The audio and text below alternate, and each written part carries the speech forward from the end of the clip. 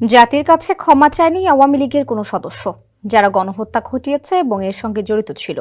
বিচার শেষ হওয়ার আগে আমরা জনগণের নিরাপত্তার জন্য আওয়ামী লীগের রাজনৈতিক কার্যক্রম সাময়িক সময়ের জন্য স্থগিত করেছি। বুধবার বাংলাদেশ সময় বিকালে লন্ডনের চ্যাথাম হাউসের মতবিনিময় সভায় এসব কথা বলেন প্রধান উপদেষ্টা ডক্টর মোহাম্মদ ইউনূস।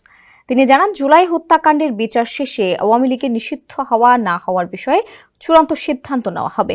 নির্বাচন নিয়ে প্রধান উপদেষ্টা বলেন, আগামী জাতীয় নির্বাচন হবে 17 বছর পর দেশের সবচেয়ে সুষ্ঠু শান্তিপূর্ণ নির্বাচন। সব রাজনৈতিক দলের মতামতের ভিত্তিতেই আমরা জুলাই সনদ চূড়ান্ত করতে চাই। অধ্যাপক ইউনূস জানান, নির্বাচনই তার সরকারের সবচেয়ে গুরুত্বপূর্ণ ঝুঁকিপূর্ণ ফোকাস।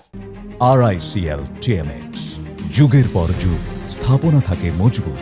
প্রতিবেশী দেশগুলোর সঙ্গে বাংলাদেশ সব সময়ই ভালো সম্পর্ক রাখতে চায় জানিয়ে প্রধান উপদেষ্টা জানান, ভুয়া সংবাদ ও নানা অপপ্রচারের কারণে সাইবার স্পেসে অস্থিরতা সৃষ্টি হয়েছে, যা বাংলাদেশ ভারত সম্পর্কে নেতিবাচক প্রভাব ফেলছে। অনুষ্ঠানে অংশগ্রহণকারীদের এক প্রশ্নের জবাবে ডক্টর ইউনূস বলেন, নির্বাচন পরবর্তী সরকারের কোনো দায়িত্বে তার থাকার ইচ্ছে নেই।